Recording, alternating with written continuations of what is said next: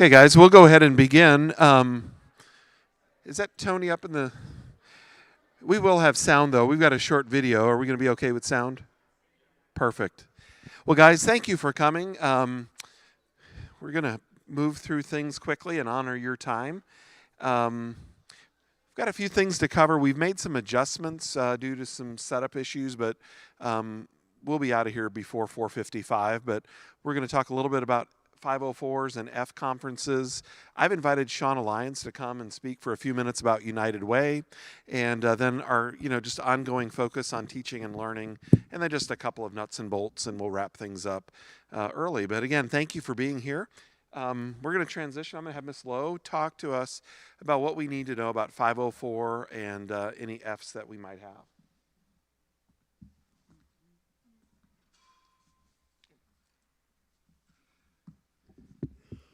This should be, is this on?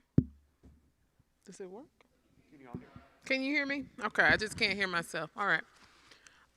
This should be pretty quick. A lot of this is just review for 504s and 504 information.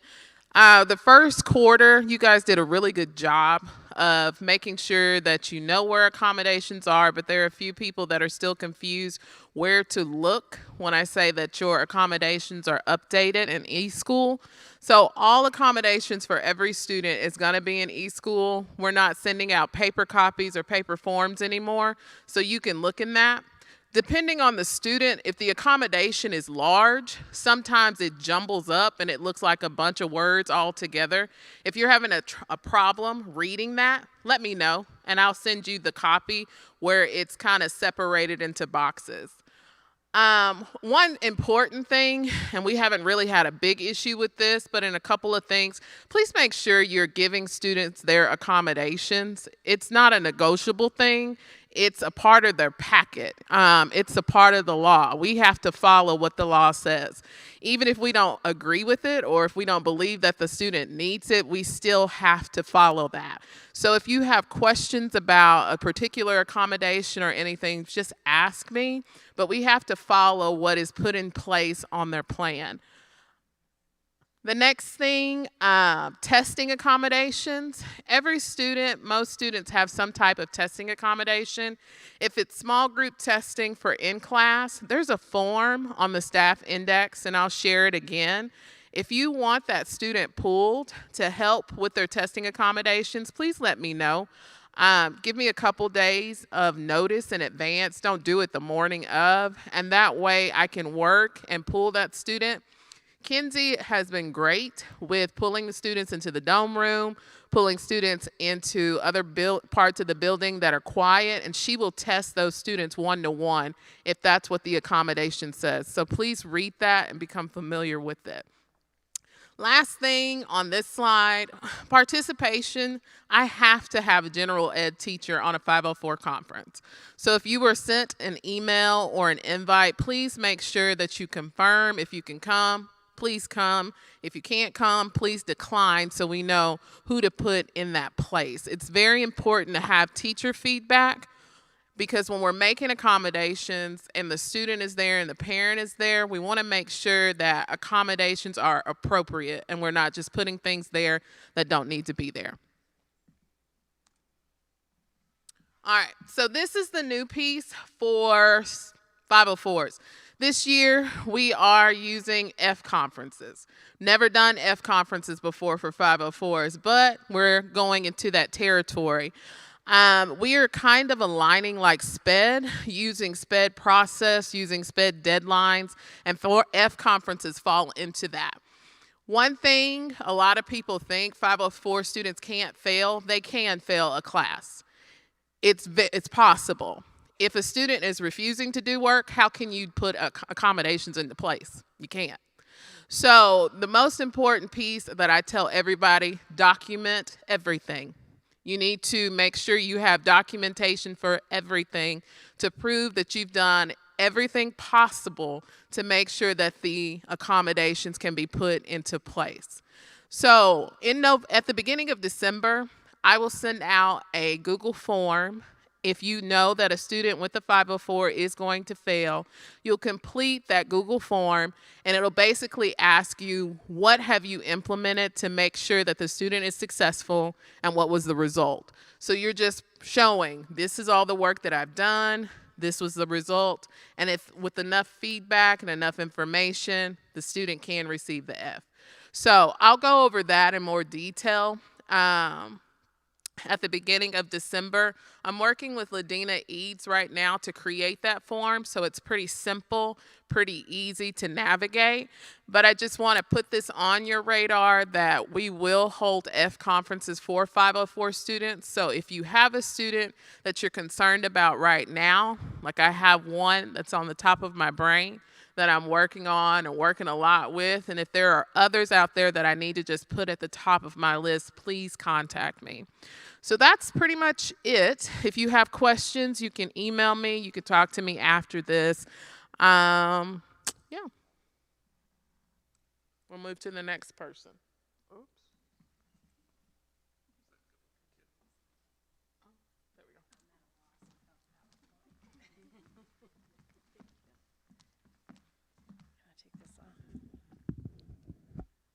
Hi, everyone. I'm Shauna Lyons, and I'm the grants coordinator for the school district. And today I just wanted to come and invite you to participate into Fall into Giving. And that's our United Way campaign. The United Way campaign is running from right now until November 15th. And I think when I was a building principal and when I was a teacher, I often was like, why do we give to United Way? I have plenty of students right here that I need to give to. And we give to the United Way because they give back to us through grants, and we definitely get our money's worth. So recently we received the CLIP grant, which is Children Living in Poverty. They gave us $130,000 for 2 years. We used that money for first and second grade reading summer school, and those results were amazing. Out of the 260 students that attended, only 11 did not make gains on their MAP scores from December until the fall. So it was huge, and the average gains were 11 points. So we definitely utilize that money. We received money for the district pantry, the food pantry, which is now the Treehouse Pantry. And we just wrote another grant called Community Investment for them for parent universities and asked for $120,000. So we give to the United Way. They give back to us. They give to our community partners because we know we're not in this alone. So they give to the library and they give to One Community and some of our partners. So do you want me to show the video or it's about 4 minutes? I'll go ahead and show you the video. This is the clip video from this summer so you can see the amazing things that went on.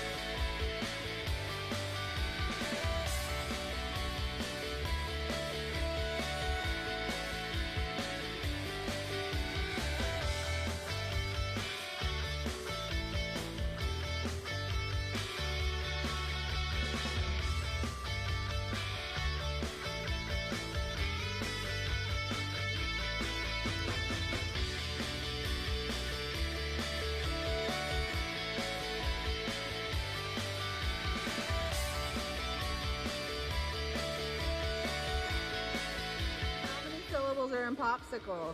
Popsicle 3. Awesome.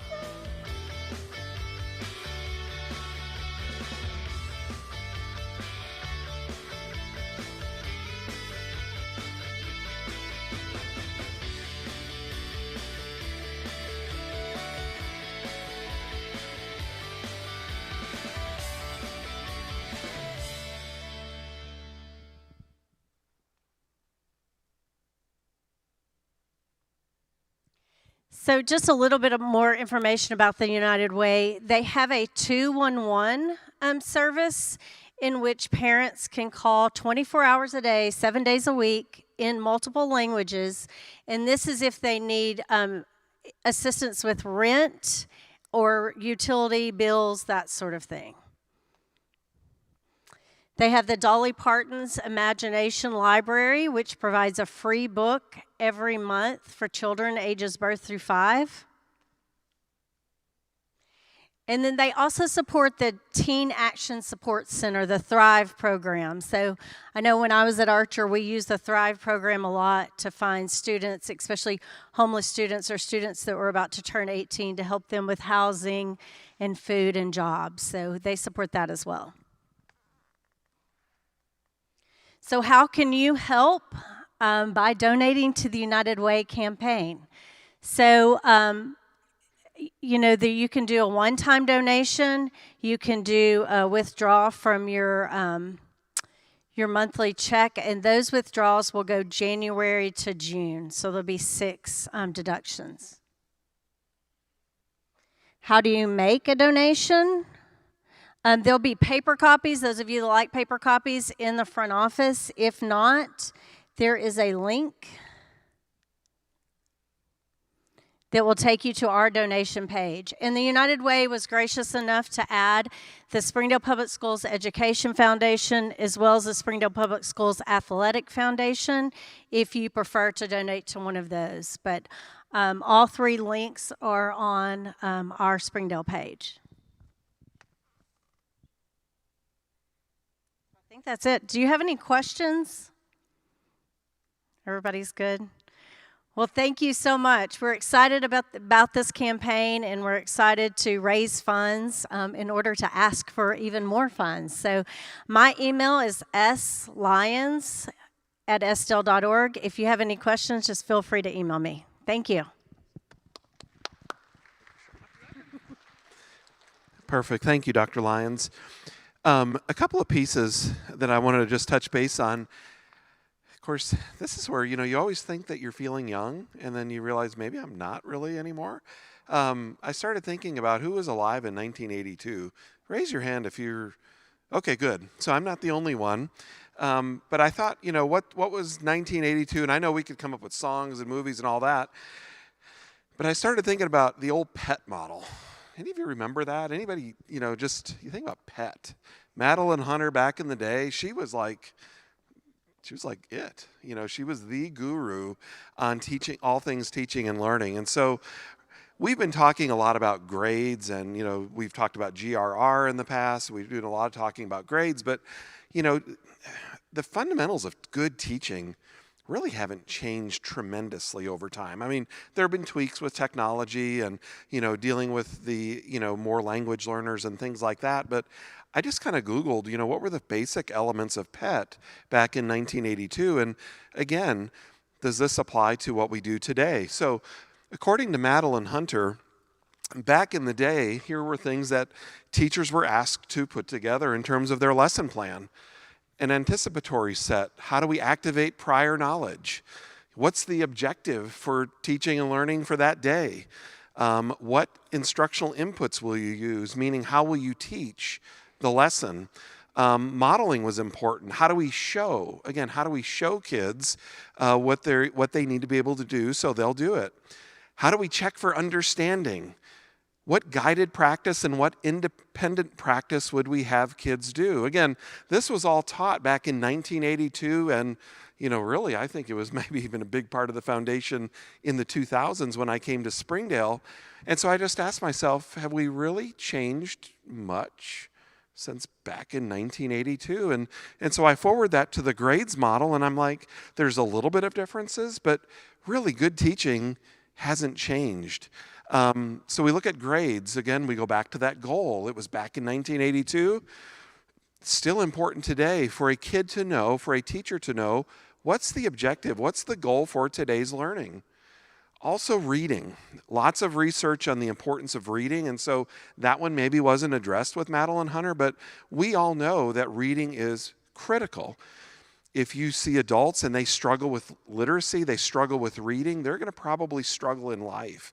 And so we know that we all can promote reading within our classrooms, and so it needs to be something that we actively focus on.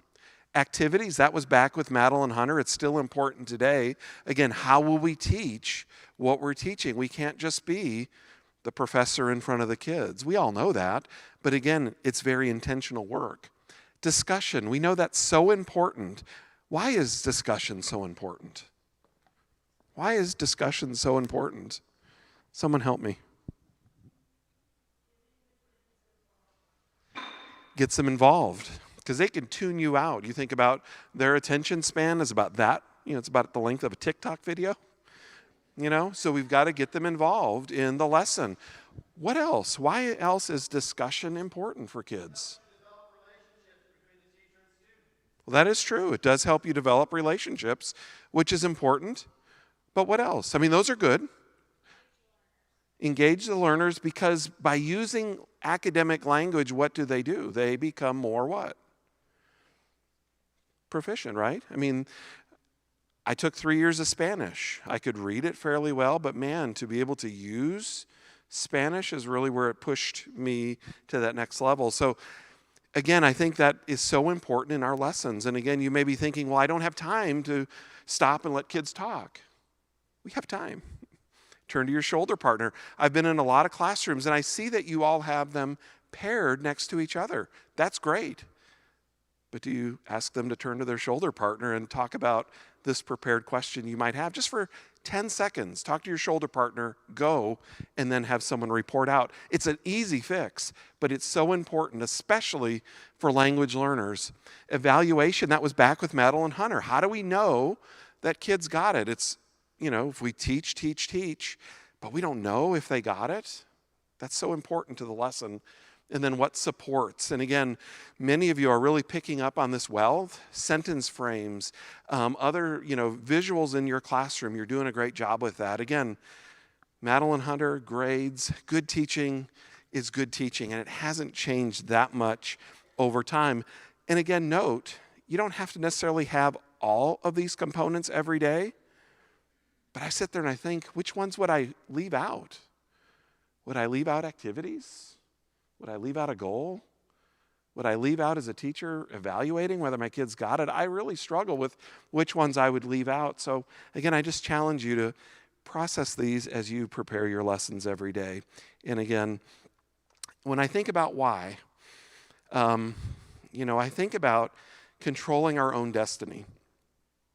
That's my goal as principal, for us to continue to always control our own destiny.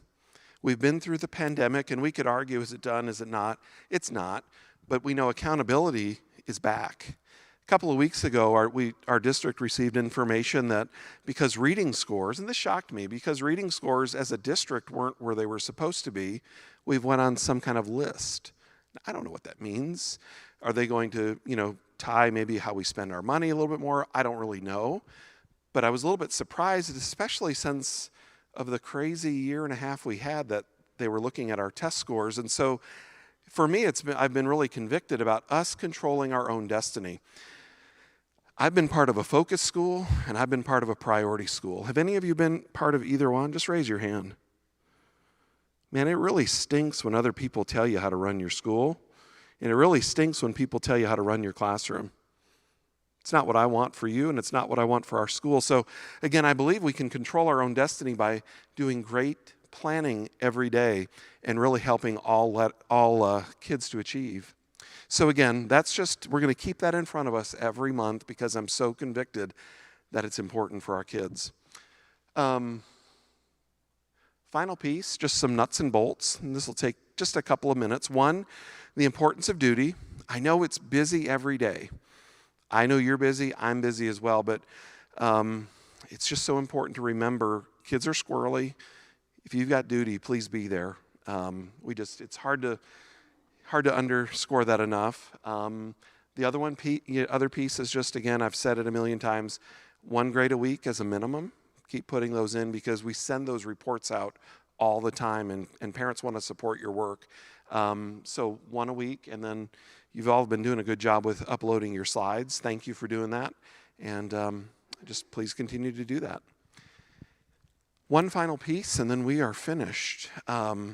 We should have a sign-in sheet. It's actually a QR code. It's linked to the presentation. So because we covered 504, and I just want a record of your attendance, so if you'll be sure and sign in before you leave, that is it for the day. Unless there's any pressing questions. Okay, thank you all for being here. Have a great rest of your evening.